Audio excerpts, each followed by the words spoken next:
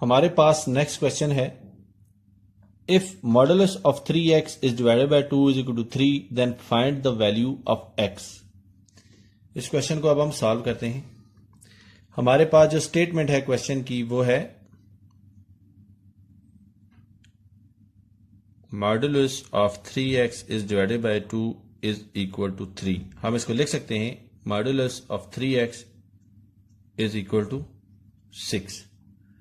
तो अब हमारे पास दो कंडीशंस हैं कि इफ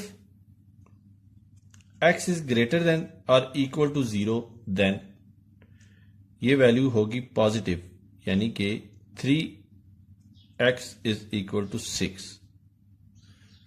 तो हमारे पास आ जाएगा x इज इक्वल टू 2 के। लेकिन अगर x की value less than equal to 0 हो तो तब -3x इज इक्वल टू 6 होगा। तो ये हमारे पास x आएगा -2 के। तो इस इक्वेशन का जो सॉल्यूशन सेट है वो होगा x इज इक्वल टू -2 और +2।